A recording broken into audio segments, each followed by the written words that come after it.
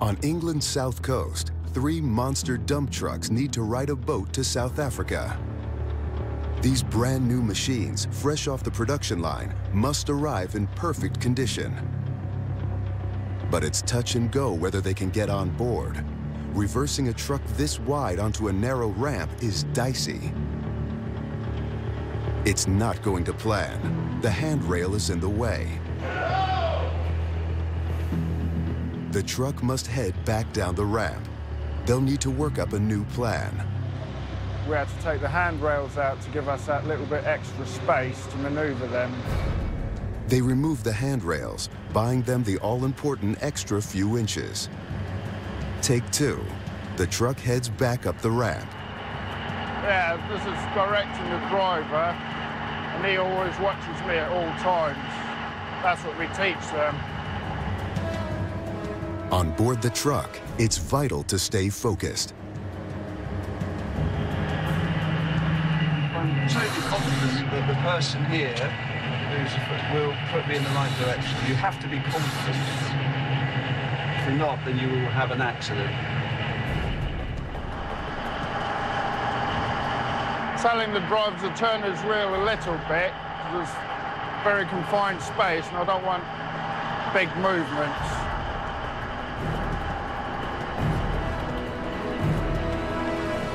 The ramp onto Ho Jetta's cargo deck is at an angle, which makes an already tight maneuver even more difficult.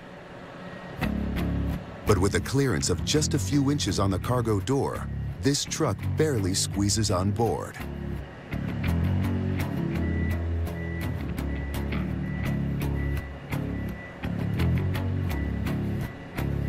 Now they know how to angle it in. They repeat the process for the other 2 trucks.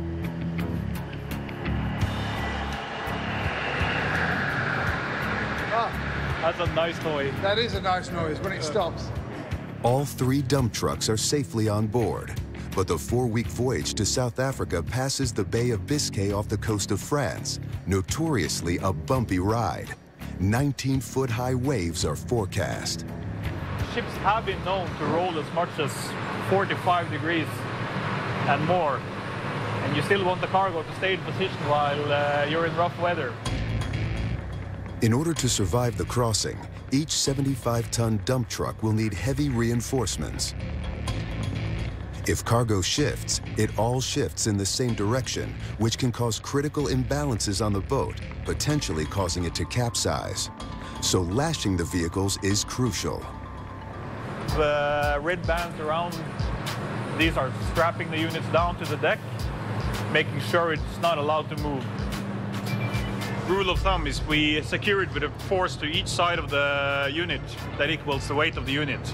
This one's basically 70 tons. We lash it for 75 tons. So that's gonna mean 15 lashings on every side. So 30 lashings. So it's gonna look a little bit like a spider web. With each strap providing 5.5 tons of support, that's 180 lashings for the 3 dump trucks. Supervisors make final checks. Each lashing must have just the right amount of tension. Too slack and the cargo could potentially slip. With a bit of tightening here and there, they've braced the trucks for the rough seas ahead. And now they're off to Durban. The Southampton crew clear the decks. And the vessel and her 22,500 tons of cargo embark on their rocky ride.